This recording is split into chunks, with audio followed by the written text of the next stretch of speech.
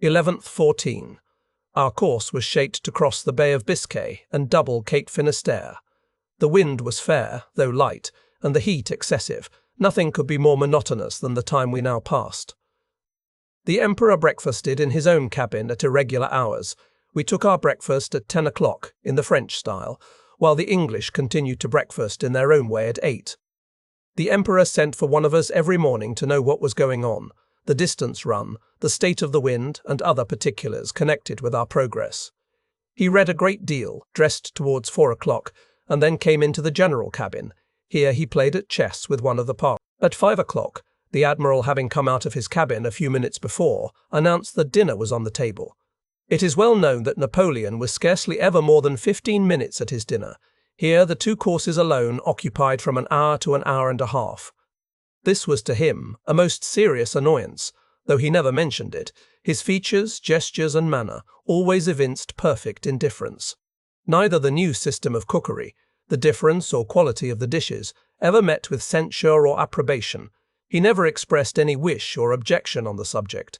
He was attended by his 2 valets, who stood behind his chair. But first, the Admiral was in the habit of offering to help the Emperor, but the acknowledgment of Napoleon was expressed so coldly that this practice was discontinued. The Admiral continued very attentive, but thenceforth only pointed out to the servants what was preferable. They alone attended to these matters, to which the Emperor seemed totally indifferent, neither seeing, noticing, or seeking anything. He was generally silent, remaining in the midst of conversation, as if totally unacquainted with the language, though it was French. If he spoke, it was to ask some technical or scientific question, and to address a few words to those whom the Admiral occasionally asked to dinner. I was the person to whom the Emperor generally addressed his questions, in order to translate them. I need scarcely observe that the English are accustomed to remain a long time at table after the dessert, drinking and conversing. The Emperor, already tired by the tedious dinner, could never have endured this custom, and he rose, therefore, from the first day immediately after coffee had been handed round, and went out on deck, followed by the Grand Marshal and myself. This disconcerted the Admiral, who took occasion to express his surprise to his officers. But Madame Bertrand, whose maternal language is English, warmly replied, "Do not forget, Admiral, that your guest is a man who has governed a large portion of the world, and that kings once contended for the honour of being admitted to his table."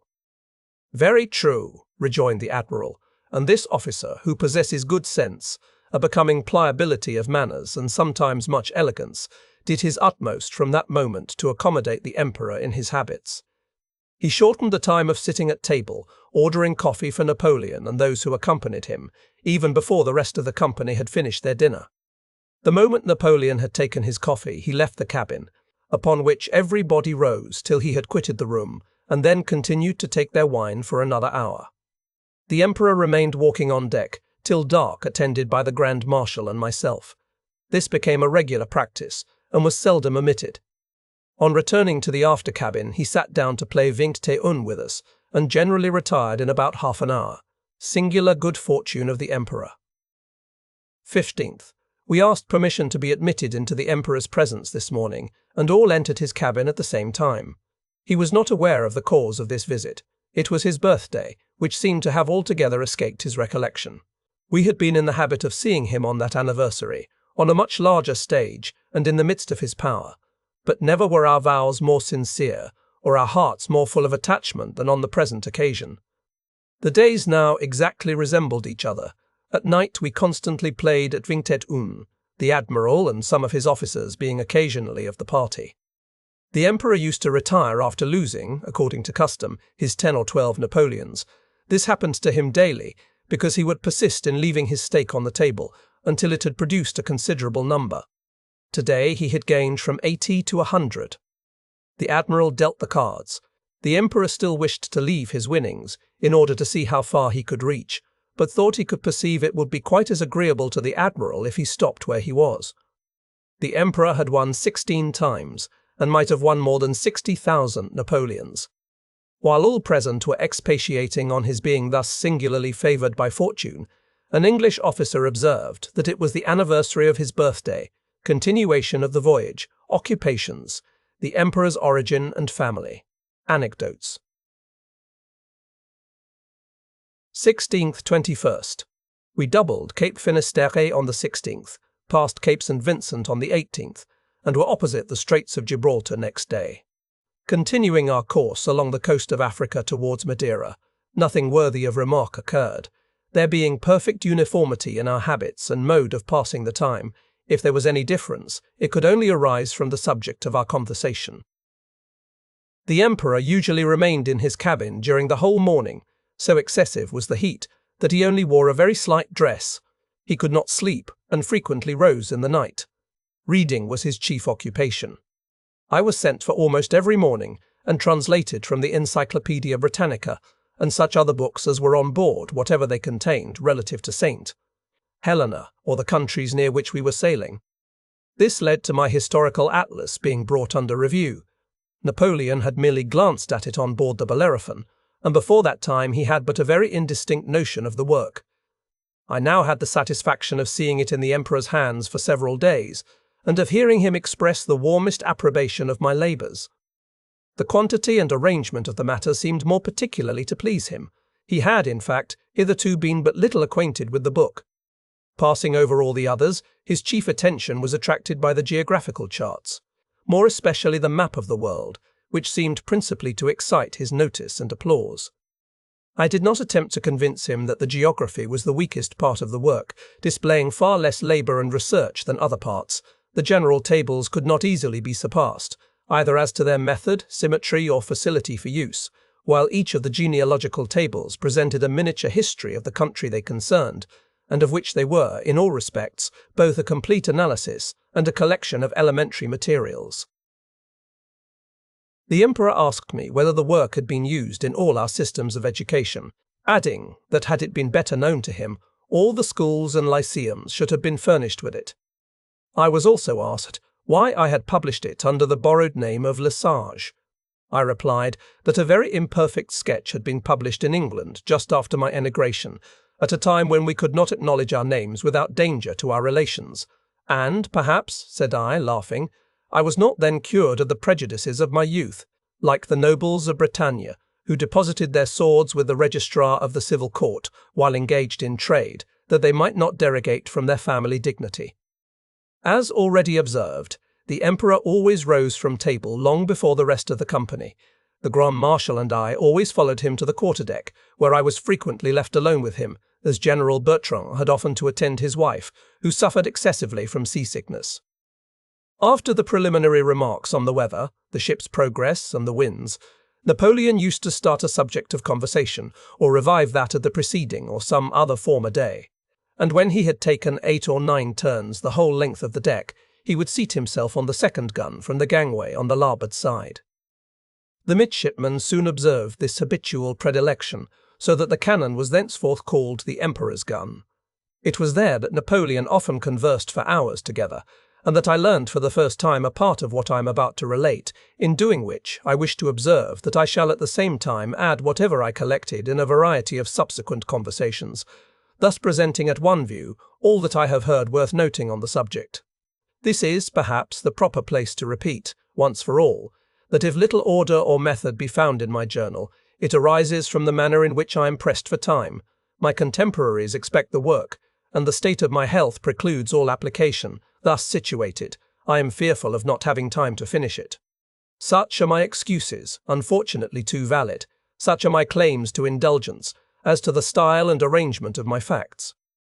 What was set down at the moment is here hastily reproduced, nearly in the same state as when first committed to paper.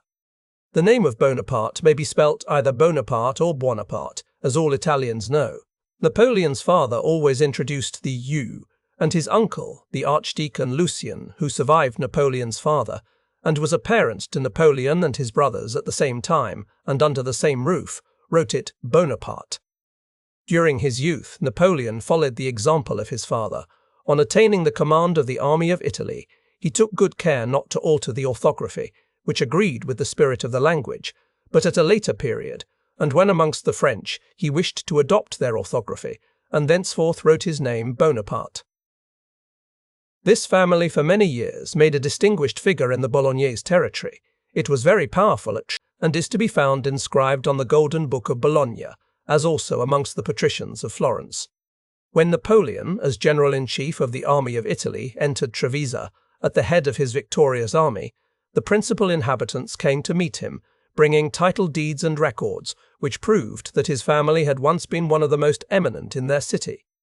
At the interview of Dresden, before the Russian campaign, the Emperor Francis one day told Napoleon, then his son-in-law, that his family had governed as sovereigns at Trevisa, a fact of which there could be no doubt, as Francis had caused all the documents proving it to be drawn up and presented to him. Napoleon replied with a smile that he did not wish to know anything about it, and that he would greatly prefer being the Rodolph of Habsburg, of the Austrian family. Francis attached much more importance to the matter, he said, that it was of very little consequence to have fallen from wealth to poverty, but that it was above all price to have been a sovereign, and that the fact must be communicated to Maria Louisa, to whom it would afford infinite pleasure. When during the campaign of Italy, Napoleon entered Bologna, Marescalci, Caprara and Aldini, since so well known in France, and at that time deputies in the Senate of their native city came of their own accord to present the Golden Book, in which the name and arms of his ancestors were inscribed. There are several houses at Florence which attest the former existence of the Bonaparte family there. Many houses are even still bearing the escutcheons of the family. César, a Corsican or Bolognese, residing in London, who was shocked at the manner in which the British government had received Napoleon's pacific letter on assuming the consulate, published a genealogical notice, wherein he established the emperor's alliance with the ancient house of Este, Welf or Guelph, supposed to be the parent stem of the present royal family of England. The Duc de Feltre, French ambassador in Tuscany, brought the portrait of a Bonaparte who had married a princess of the Grand Duke's family. The mother of Pope Nicholas V, or Paul V of Sarzana, was also a Bonaparte. This paragraph was in such a state in the manuscript, and I was on the point of suppressing it. I must, therefore, state my reasons for its insertion. What is my object? Chiefly to leave materials behind me. When I indicate how these were collected, and say that I obtained them from a mere conversation, that I may have disfigured them in thus suddenly seizing their sense. When I admit their probable inaccuracy, and place the reader in the way of rectifying my errors, have I not sufficiently fulfilled my object and duty? Besides, I am at this moment endeavouring to verify many of these points, and if the results reach me in time, they will be found at the end of the work, under the head of errata, or in the form of an appendix. It was a Bonaparte who negotiated the treaty by which Leghorn was exchanged for Sarzana. It is to a Bonaparte that we are indebted for one of the oldest comedies written at the period of the revival of letters, entitled The Widow. It may still be seen in the Royal Library at Paris. When Napoleon marched against Rome at the head of the French army and received the propositions of the Pope at Tolentino, one of the negotiators of the enemy observed that he was the only Frenchman who had marched against Rome since the Constable de Bourbon. But what rendered this circumstance still more singular was that the history of the first expedition was written by an ancestor of him who executed the second, that is to say, Monseigneur Nicolas Bonaparte, who has in reality left us a work called The Sacking of Rome by the Constable de Bourbon. Hence, perhaps, or from the Pope mentioned above, the name of Nicolas, which the writer of certain pamphlets pretended to be that of the Emperor instead of Napoleon. This work is to be found in most libraries. It is preceded by a history of the House of Bonaparte printed about 40 or 50 years ago, edited by Dr. Vacca, a professor of Pisa. M. de Seto, ambassador of Bavaria, has often told me that the archives of Munich contained a great number of documents in Italian, which proved the antiquity and importance of the Bonaparte family. During the continuance of his power, Napoleon always refused to take any pains or even enter into conversation on the subject. The first attempt to excite his attention to this matter occurred in the time of his consulate, and was so much discouraged that no one ever attempted to renew the discussion. One published a genealogy in which it was contrived to connect the family of Napoleon with certain northern kings. Napoleon caused this specimen of flattery to be ridiculed in the public papers, in which the writers concluded by observing that the nobility of the first consul only dated from Montenotte or from the 18th of Brumaire. Verified at the Royal Library, the manuscript being really there and the play itself printed. Also verified at the Royal Library, where the account of the sacking of Rome is deposited, but by James Bonaparte and not Nicholas. James was a contemporary and an ocular witness of the event. His manuscript was printed for the first time at Cologne in 1756, and the volume actually contains a genealogy of the Bonapartes, which is carried back to a very remote period and describes them as one of the most illustrious houses of Tuscany. The above genealogy presents a fact which is certainly of a very singular nature. It is that of the first Bonaparte having been exiled from his country as a Ghiselin. Was it, then, the destiny of this family in all times and at every epoch that it must yield to the malignant influence of the Guelphs? The Cologne editor sometimes writes Bonaparte, and at others Bonaparte. This Monsignor Nicolas Bonaparte, named in the text as the historian, is only the uncle, he however mentioned in the genealogy as a very distinguished man of learning, and as having founded the class of jurisprudence in the University of Pisa. This family suffered, like many others, from the numerous revolutions which desolated the cities of Italy. The troubles of Florence placed the Bonapartes amongst the Fura City, or emigrants. One of the family retired to Sarzana in the first instance, and thence went to Corsica, from which island his descendants always continued to send their children to Tuscany, where they were educated under the care of the branch that remained at San Miniato. The second sons of this branch had borne the name of Napoleon for several generations, which was derived from an ancestor thus named, celebrated in the annals of Italy. When on his way to Florence, after the expedition to Leghorn, Napoleon slept at the house of an old Abbé Bonaparte at San Miniato, who treated the whole of his staff with great magnificence. Having exhausted all the family reminiscences, the abbé told the young general that he was going to bring forth the most precious document of all. Napoleon thought he was about to show him a fine genealogical tree, well calculated to gratify his vanity, said he, laughing. But it was a memorial regularly drawn up in favour of Father Bonaventura Bonaparte, a Capuchin friar of Bologna, long since beatified, but who had not yet been canonized, owing to the enormous expense it required. "The Pope will not refuse you," said the good abbé. "If you ask him, and should it be necessary to pay the sum now, it will be a mere trifle for you." Napoleon laughed heartily at this simplicity, so little in harmony with the manners of the day. The old man never dreamt that the saints were no longer in fashion. On reaching Florence, Napoleon conceived it would be very satisfactory to his namesake to send him the ribbon of the Order of St. Stephen, of which he was merely a knight. But the pious abbé was much less anxious about the favours of this world than the religious justice which he so pertinaciously claimed, and, as it afterwards appeared, not without reason. The Pope, when he came to Paris to crown the Emperor, also recurred to the claims of Father Bonaventura. It was doubtless he, said the Pope, who from his seat amongst the blessed had led his relative, as it were by the hand, through the glorious earthly career he had traversed, and who had preserved Napoleon in the midst of so many dangers and battles. The Emperor, however, always turned a deaf ear to these remarks, leaving it to the Holy Father's own discretion to provide for the glory of Bonaventura. As to the old abbé of San Miniato, he left his fortune to Napoleon, who presented it to one of the public establishments in Tuscany. It would, however, be very difficult to connect any genealogical data in this place from the conversations of the Emperor, who used often to say he had never looked at one of his parchments, these having always remained in the hands of his brother Joseph, whom he styled the genealogist of the family. And lest I may forget it, I will here mention the fact of Napoleon's having, when on the point of embarking, delivered a packet to his brother containing all the original letters addressed to him by the sovereigns of Europe in their own handwriting. I frequently expressed my regret to the Emperor at his parting with such a precious historical manuscript. Charles Bonaparte, the father of Napoleon, was extremely tall, handsome, and well made. His education had been well conducted at Rome and Pisa, where he studied the law.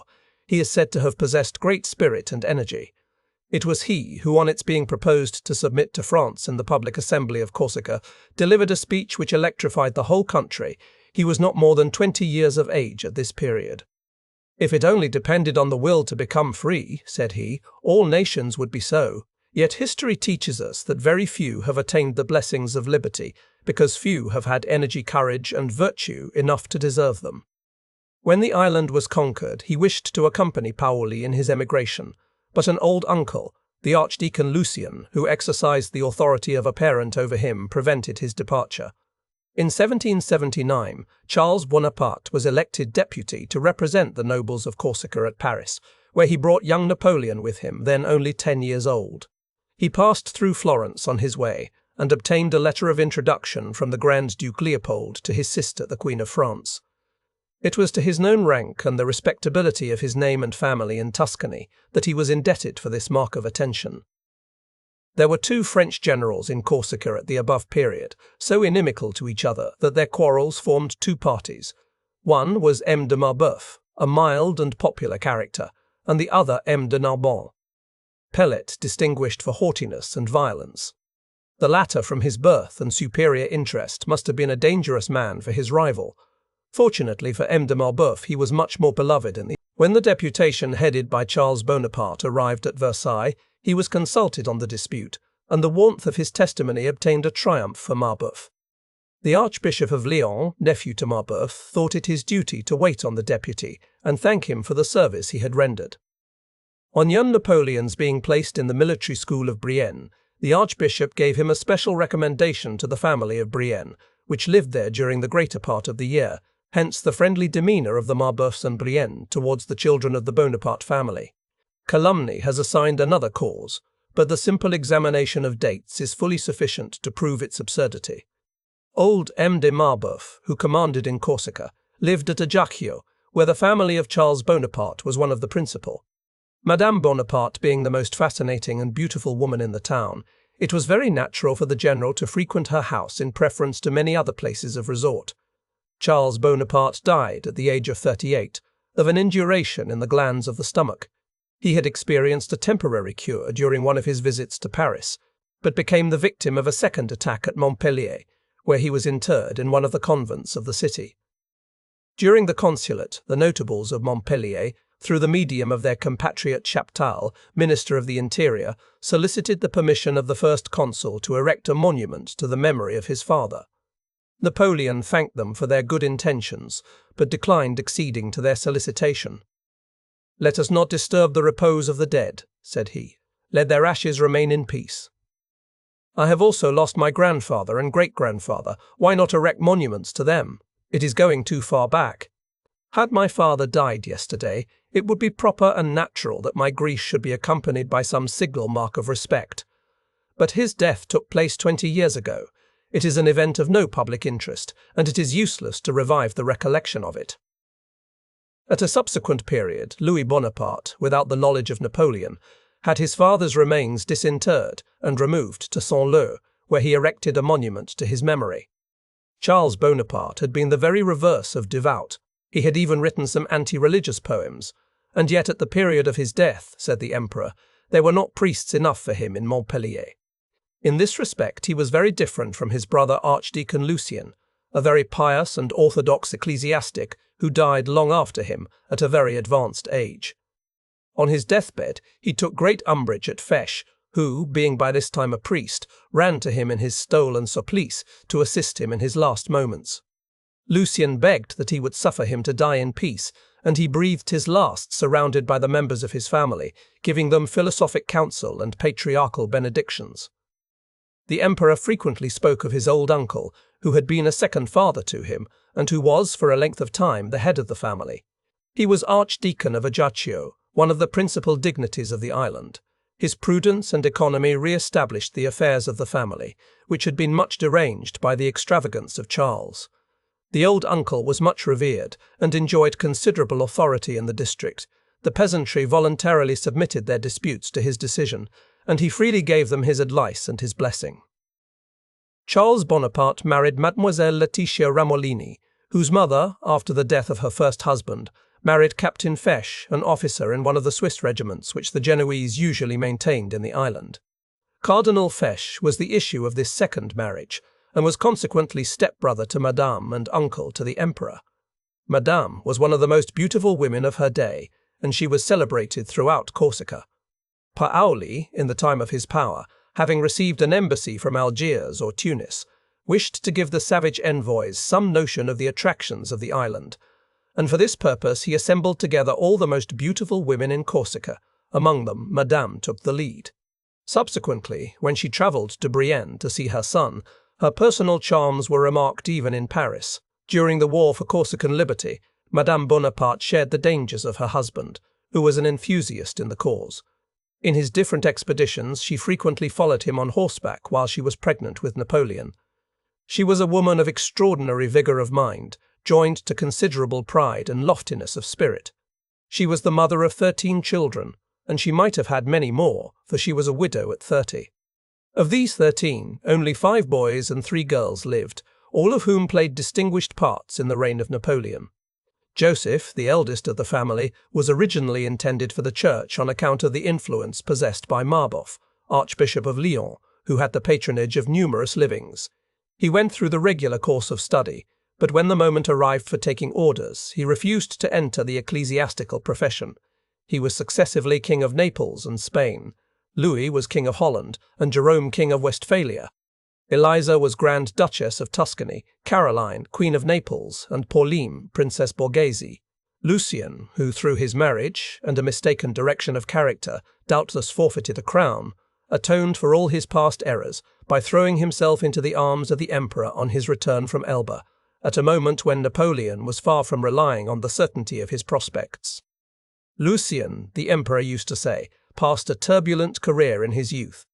At the age of 15, he was taken to France by M. Semonville, who soon made him a zealous revolutionist and an ardent clubist.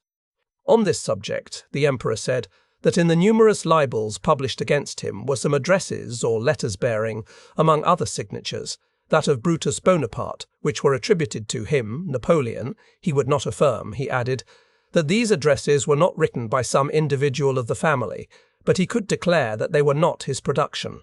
I had the opportunity of rendering myself acquainted with the sentiments of Prince Lucien on the Emperor's return from Elba, and am enabled to say that it would have been difficult for any man to have been more upright and steady in his political views, or to have evinced greater devotedness and goodwill towards his brother. 22nd, 26th. On the 22nd we came within sight of Madeira, and at night arrived off the port.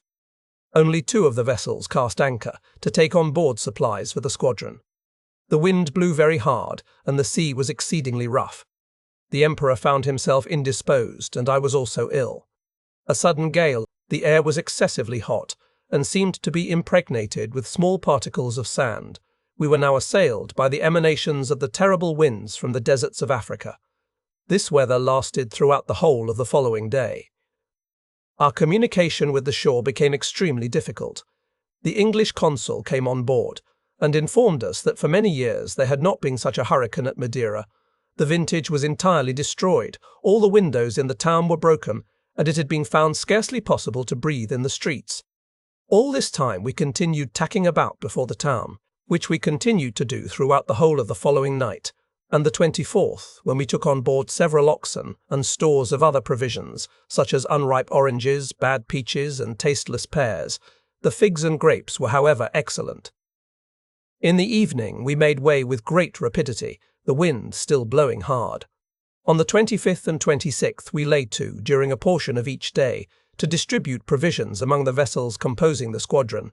During the rest of the time we sailed on smoothly and rapidly. Meanwhile, nothing occurred to interrupt the uniformity of the scene. Each day crept slowly on, and added to the past interval, which, as a whole, seemed brief because it was void of interest, and not characterized by any remarkable incident. The Emperor had added to the number of his amusements by a game at piquet, which he regularly played about 3 o'clock. This was succeeded by a few games at chess with the Grand Marshal, M. de Montholon, or some other individual, until dinner-time. There was no very good chess player on board the vessel. The Emperor was but an indifferent player. He gained with some and lost with others, a circumstance which one evening led him to say, "How happens it that I frequently lose with those who are never able to beat him whom I almost always beat? Does not this seem contradictory? How is this problem to be solved?" said he, winking his eye, to show that he was not the dupe of the constant politeness of him who was really the best player. We no longer played at Vingt-et-un in the evening. We gave up this game on account of our having played too high, at which the Emperor appeared displeased, for he was a great enemy to gaming. On returning from his afternoon walk on deck, Napoleon played 2 or 3 games at chess and retired to rest early, the Canaries. Passing the tropic, details of the Emperor's childhood. Napoleon at Brienne. Pichegru. Napoleon at the military school in Paris, in the artillery, his companions, Napoleon at the commencement of the Revolution. 27th, 31st. At daybreak on Sunday, 27th, we found ourselves among the Canaries, which we passed in the course of the day, sailing at the rate of 10 or 12 knots an hour, without having perceived the famous Peak of Teneriffe, a circumstance the more extraordinary, since in clear weather it is visible at the distance of 60 leagues. On the 29th we crossed the tropic, and observed many flying fish round the ship. On the 31st, at 11 at night, one of the sailors threw himself overboard. He was a Negro who had got drunk, and was fearful of the flogging that awaited him. He had several times in the course of the evening attempted to jump overboard, and at last succeeded it. He, however, soon repented, and uttered loud cries. He swam very well, but though a boat was immediately sent off, and every endeavour used to rescue him, he was lost. The cries of this man in the sea excited a powerful sensation on board the vessel. In a moment the crew were hurrying about in every direction. The noise was very great, and the agitation universal. As I was descending from deck to the cabin, a midshipman, an interesting youth between 10 and 12 years of age, thinking I was going to inform the Emperor of what had occurred, seized hold of my coat, and in a tone expressive of the tenderest interest exclaimed, "Ah, sir, do not alarm the Emperor. Tell him the noise is nothing at all, that it is only a man fallen overboard." Amiable and innocent youth, he expressed his sentiments rather than his thoughts. In general, the midshipmen, of whom there were several on board the ship, behaved with marked respect and attention to the Emperor. They every evening repeated a scene that made a deep impression on our feelings.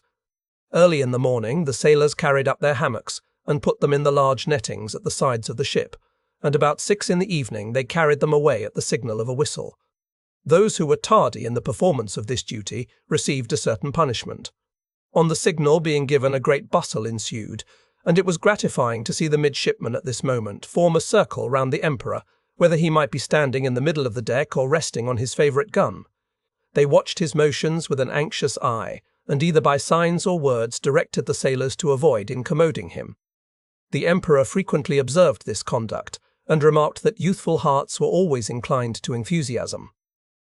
I will now proceed with the details which I collected at various times respecting the early years of the Emperor's life. Napoleon was born about noon on the 15th of August, the Assumption Day, in the year 1769. His mother, who was possessed of great bodily as well as mental vigour, and who had braved the dangers of war during her pregnancy, wished to attend Mass on account of the solemnity of the day. She was, however, taken ill at church, and on her return home was delivered before she could be conveyed to her chamber. The child, as soon as it was born, was laid on the carpet, which was an old-fashioned one, representing at full length the heroes of fable, or perhaps of the Iliad. This child was Napoleon. In his boyhood, Napoleon was turbulent, adroit, lively, and agile in the extreme. He had gained, he used to say, the most complete ascendancy over his elder brother Joseph.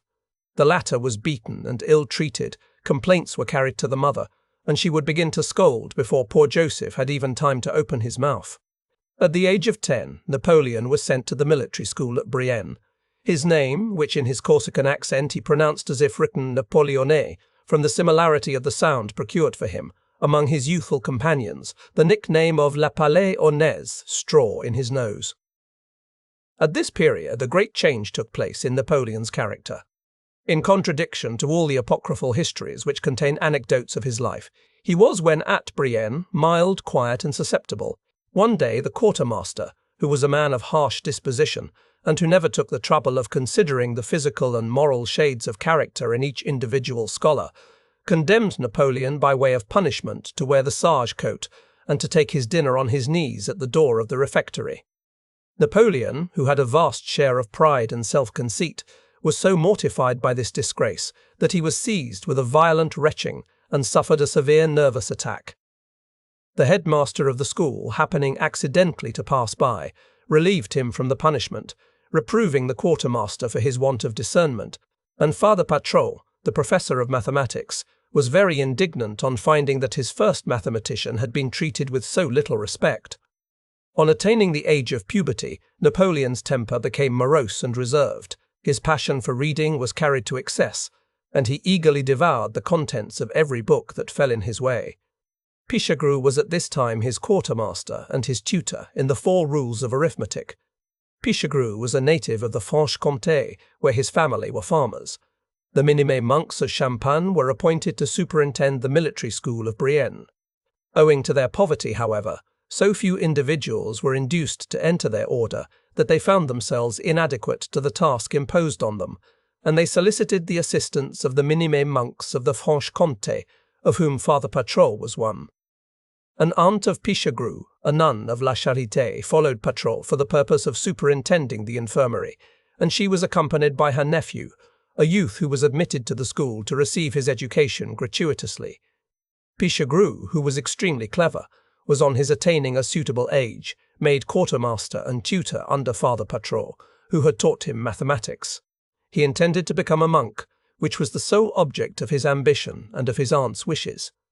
But Father Patrol dissuaded him from this idea, assuring him that the profession was not suited to the age, and that he should look forward to something better. He prevailed on him to enlist in the artillery, where the revolution found him a sub-officer. His military career is known. He was the conqueror of Holland. Thus Father Patrol had the honour of counting among his pupils the two greatest generals of modern France. Father Patrol was subsequently secularized by M. de Brienne, Archbishop of Sensé, and Cardinal de Lomenier, who made him one of his grand vicars and entrusted him with the management of his numerous benefices.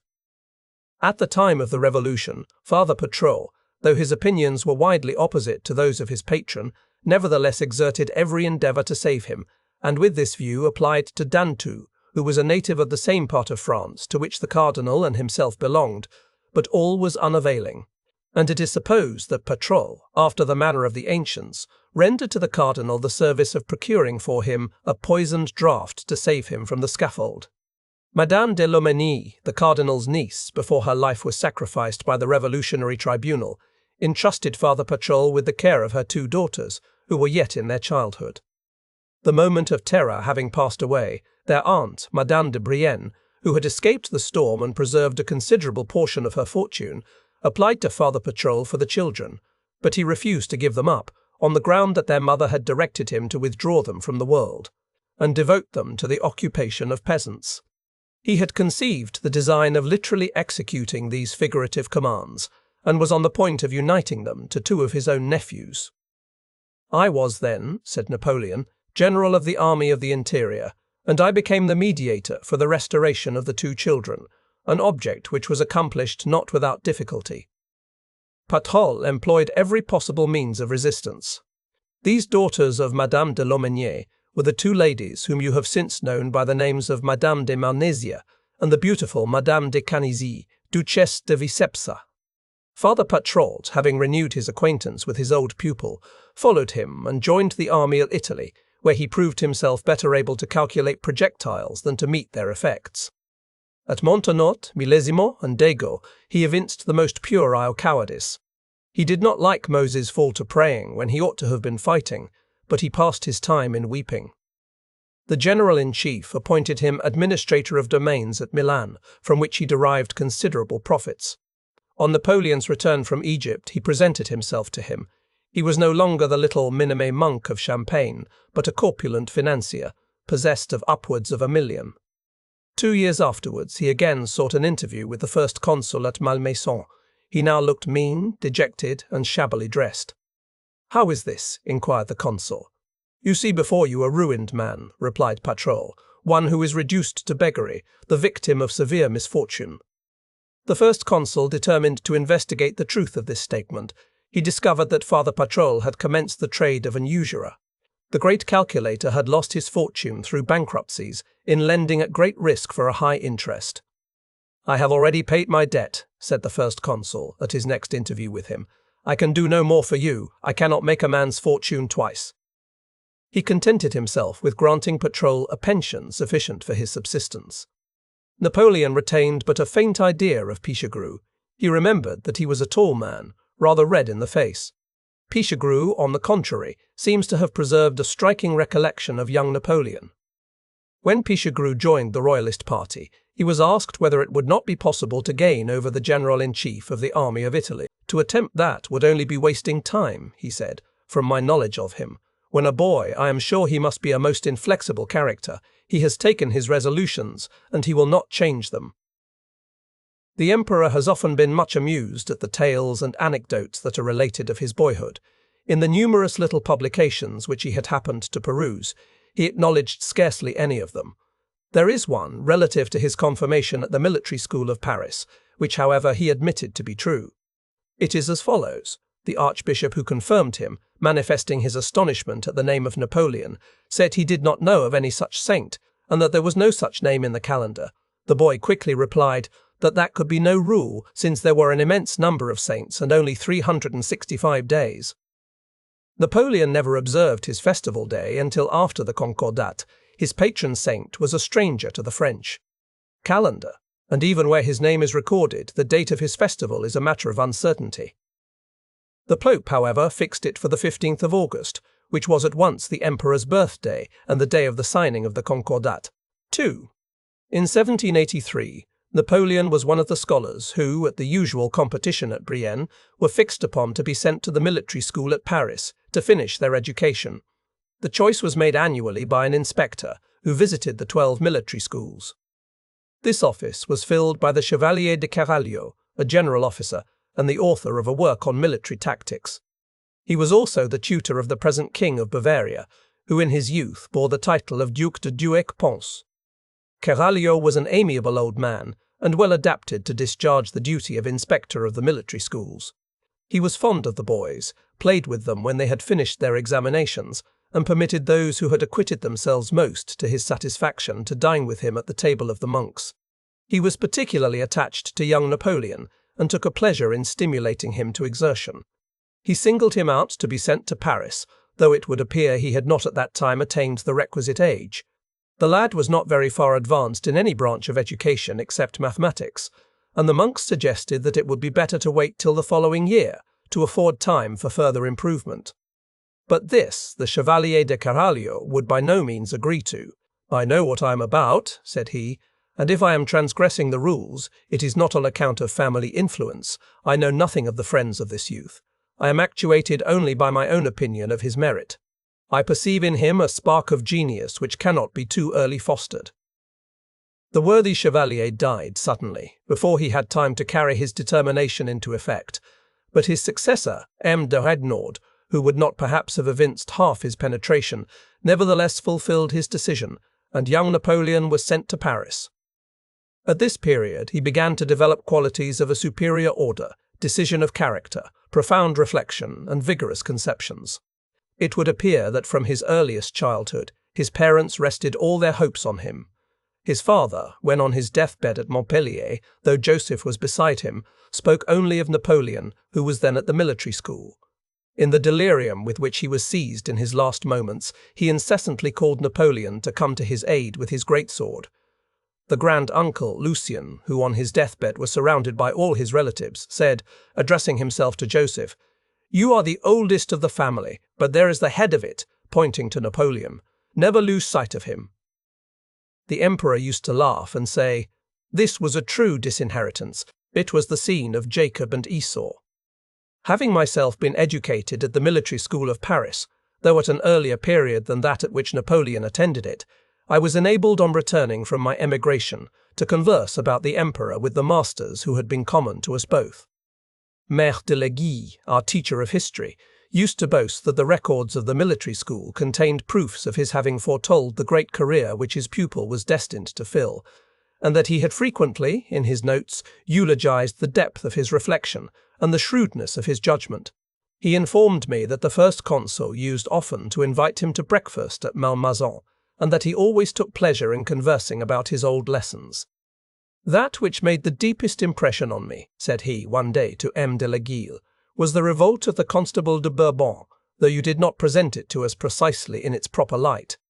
You made it appear that his great crime was his having fought against his king, which certainly was but a trifling fault, in those days of divided nobility and sovereignty, particularly considering the scandalous injustice of which he was the victim. His great, his real, his only crime, and that on which you did not sufficiently dwell, was his having come with foreigners to attack his native soil." M. d'Aumaron, our professor of belles lettres, informed me that he had always been struck with the singularity of Napoleon's amplifications, which he said were like flaming granites poured from a volcano.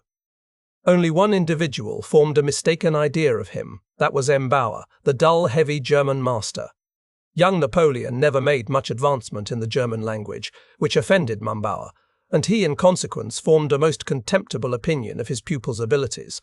One day, Napoleon not being in his place, Bauer inquired where he was, and was told that he was attending his examination in the class of artillery. "Oh, so he does learn something," said M. Bauer ironically. "Why, sir, he is the best mathematician in the school," was the reply. "Ah, I have always heard it remarked, and I have always believed, that none but a fool could learn mathematics." "It would be curious," said the emperor, "to know whether Mem Bauer lived long enough to ascertain my real character, and to enjoy the confirmation of his own judgment."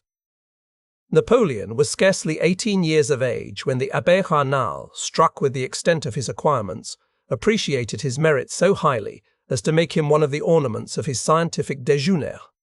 Finally, the celebrated Paoli, who had long inspired Napoleon with a sort of veneration, and who found that the latter had headed a party against him whenever he showed himself favourable to the English, was accustomed to say, "This young man is formed on the ancient model. He is one of Plutarch's men." In 1785, Napoleon, who was created at once a cadet and an officer of artillery, quitted the military school to enter the regiment of La Fère in the rank of second lieutenant, whence he was promoted to the rank of first lieutenant in the regiment of Grenoble. Napoleon, on quitting the military school, went to join his regiment at Valence. The first winter he spent there, his comrades at the mess table were Lariboisière, who, during the Empire, was appointed Inspector General of the Artillery, Sorbier, who succeeded Lariboisière in that post, de Hédouville Jr., afterwards Minister Plenipotentiary at Frankfurt, Mallet, the brother of him who headed the tumult in Paris in 1813, an officer named Mabille, whom, on his return from emigration, the Emperor appointed Postmaster General, Roland de Villarceau, afterwards Prefect of Nîmes, Desmazis, senior, his companion at the military school and the friend of his early years, who, after Napoleon ascended the throne, became keeper of the imperial wardrobe. There were in the corps officers more or less easy in their circumstances. Napoleon ranked among the former. He received from his family 1,200 francs a year, which was then an officer's full pay. There were 2 individuals in the regiment who could afford to keep cabriolets, or carriages of some kind, and they were looked upon as very great men. Sorbier was one of these 2. His companions got him to drive them about, and they repaid the obligation by jokes and puns. Sorbier was the son of a physician at Moulins. At Valence, Napoleon got an early introduction to Madame du Colombier, a lady about 50 years of age, who was endowed with many rare and inestimable qualities, and who was the most distinguished person in the town. She entertained a great regard for the young artillery officer, and through her connection he mingled in all the best company in Valence and its neighbourhood. She introduced him to the Abbé de Saint-Ruf, a man of considerable property, who was frequently visited by the most distinguished persons in the country. Napoleon was indebted for the favour he enjoyed to his extensive information, joined to the facility and force with which he turned it to account. Madame de Colombier often foretold that he would be a distinguished man. The death of this lady happened about the time of the breaking out of the Revolution.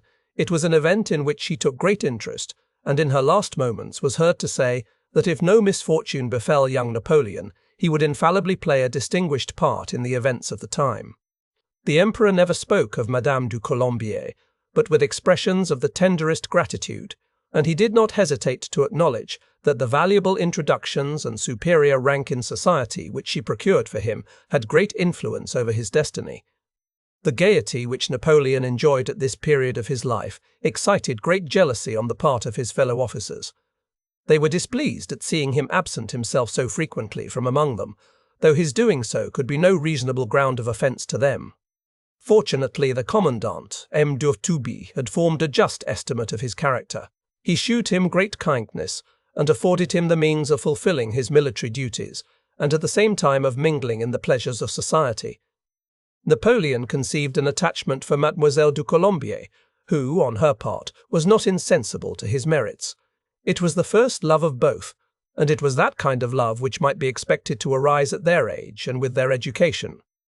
"We were the most innocent creatures imaginable," the Emperor used to say. "We contrived little meetings together. I well remember one which took place on a midsummer morning, just as daylight began to dawn. It will scarcely be believed that all our happiness consisted in eating cherries together. It has been said that the mother wished to bring about this marriage, and that the father opposed it on the ground that they would ruin each other by their union, while each was destined separately to a fortunate career. But this story is untrue, as is likewise another anecdote relative to a marriage with Mademoiselle Clary, afterwards Madame Bernadotte, now Queen of Sweden. In 1805, the emperor, when about to be crowned King of Italy, on passing through Lyon, again saw Mademoiselle du Colombier, who had now changed her name to Madame de Blessieux. She gained access to him with some difficulty, surrounded as he was by the etiquette of royalty. Napoleon was happy to see her again, but he found her much altered for the worse. He did for her husband what she solicited, and placed her in the situation of lady of honour to one of his sisters. Mademoiselle de Laurenchin and Saint-Germain were at that time the reigning toasts in Valence, where they divided the general admiration. The latter married Monsieur de Montalivet, who was also known to the emperor at that time, and who was afterwards made Minister of the Interior. He was an honest fellow, said Napoleon, and one who, I believe, remained firmly attached to me. When about 18 or 20 years of age, the emperor was distinguished as a young man of extensive information, possessing a reflective turn of mind and strong reasoning powers. He had read an immense deal, and had profoundly meditated on the fund of knowledge thus acquired, much of which he used to say he had probably since lost. His sparkling and ready wit and energetic language distinguished him wherever he went. He was a favourite with everyone, particularly with the fair sex, to whom he recommended himself by the elegance and novelty of his ideas, and the boldness of his arguments. As for the men, they were often afraid to engage with him in those discussions into which he was led by a natural confidence in his own powers. Many individuals who knew him at an early period of life foresaw his extraordinary career, and they viewed the events of his life without astonishment. At an early age, he gained anonymously a prize at the Academy of Lyons on the following question, proposed by Reynaud: what are the principles and institutions calculated to advance mankind to the highest possible degree of happiness? The anonymous memorial excited great attention. It was perfectly in unison with the ideas of the age. It began by inquiring in what happiness consisted, and the answer was, in the perfect enjoyment of life, in the manner most conformable with our moral and physical organization. After he became emperor, Napoleon was one day conversing on this subject with M. de Talleyrand. The latter, like a skilful courtier, shortly after presented to him the famous memorial which he had procured from the archives of the Academy at Lyons. The emperor took it, and after reading a few pages threw into the fire this first production of his youth, saying, "One can never observe everything." M. de Talleyrand had not had an opportunity of transcribing it.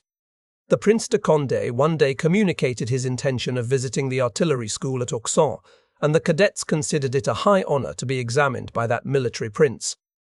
The commandant, in spite of the hierarchy, placed young Napoleon at the head of the polygon, in preference to others of superior rank. It happened that on the day preceding the examination, all the cannons the polygon were spiked, but Napoleon was too much on the alert to be caught by this trick of his comrades, or it may, perhaps be said, he was too keen to suffer himself to be entrapped in the snare of the illustrious traveller. It is generally believed that Napoleon, in his boyhood, was taciturn, sullen, and morose. On the contrary, he was of a very lively turn. He never appeared more delighted than when relating to us the various tricks he was accustomed to play when at the School of Artillery. In describing the joyous moments of his early youth, he seems to forget the misfortunes which hold him in captivity. There was an old commandant, upwards of 80 years of age, for whom the cadets entertained a very high respect, notwithstanding the many jokes they played upon him. One day, while he was examining them in their cannon exercise, and watching every discharge with his eyeglass, he asserted they were far from hitting the mark, and asked those near him if they had seen the ball strike. Nobody had observed the youths slipping aside the ball every time they loaded. The old general was rather sharp. After 5 or 6 discharges, he took it into his head to count the balls. The trick was discovered. The general thought it a very good one, but nevertheless ordered all who had participated in it to be put under arrest. The cadets would occasionally take a peek at some of their captains, or determined to revenge themselves on others to whom they owed a grudge. They then resolved to banish them from society and to reduce them to the necessity of putting themselves under a sort of arrest. 4 or 5 of the cadets undertook to execute the design. They fastened on their victim, pursued him into every company, and he was not suffered to open his mouth without being methodically and logically contradicted, though always with a strict regard to politeness. At length, the poor fellow found that retirement was his only alternative. On another occasion, Napoleon used to relate, one of my comrades who lodged above me unluckily took a fancy to learn to play the horn, and made such a hideous noise as completely disturbed the studies of those who were within hearing. We met each other one day on the stairs. "Are you not tired of practicing the horn?" said I. "Not at all," he replied. "At any rate, you tire other people. I am sorry for it. It would be better if you went to practice elsewhere. I am master of my own apartment. Perhaps you may be taught to entertain a doubt on that point. I scarce think anyone will be bold enough to attempt to teach me that." A challenge ensued, but before the antagonists met, the affair was submitted to the consideration of a council of the cadets, and it was determined that the one should practice the horn at a greater distance, and that the other should be more accommodating. In the campaign of 1814, the emperor again met his horn player in the neighbourhood of Soissons or Léon.